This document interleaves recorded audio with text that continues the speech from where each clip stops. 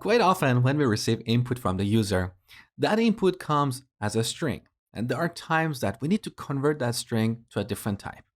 Here's an example. We have this built-in function input. We can add a label here like x. This returns the user's input as a string, so we store it in this variable. Now let's imagine y should be x plus 1. Now when we run this code, we're going to get an error. Let me show you.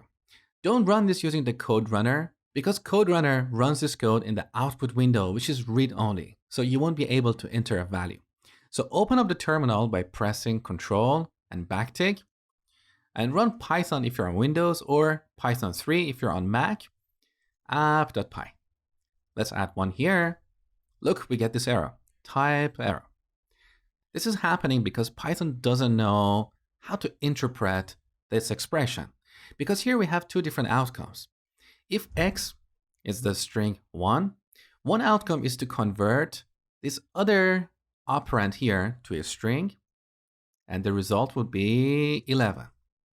The other outcome is to convert x to a number, so we'll have 1 plus 1, and the outcome will be 2.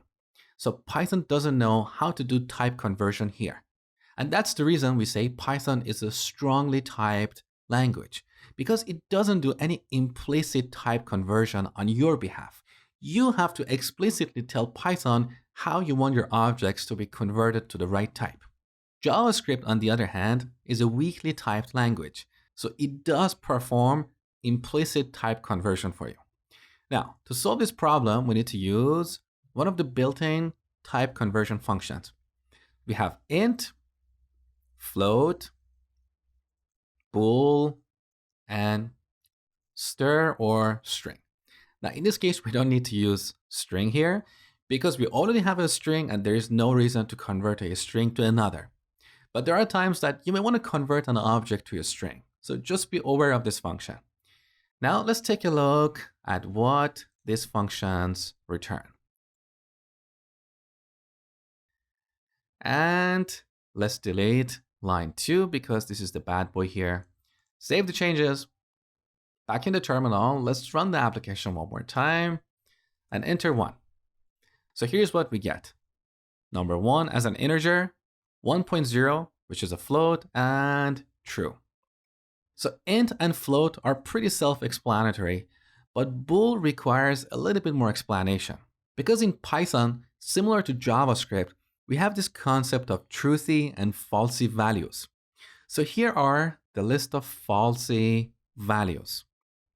Empty strings, number 0, empty lists, and none, which is an object that represents the absence of a value. This is exactly like null in C-based languages. So if we have any of these values and we try to convert them to a Boolean using the bool function, the result will be Boolean false. Anything else would be true. Let's take a look at a few examples.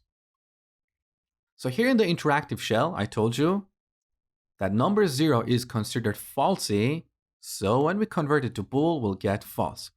Any other numbers are true or truthy. So here's an example, bool of 1 is true. If we add a negative number, we also get true. As for strings, an empty string is falsy, so we get false.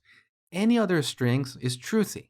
So even if I add the string false here, the result is true because this is a non-empty string.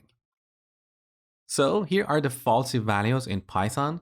Whenever these values are used in a Boolean context, they will be equivalent to Boolean false.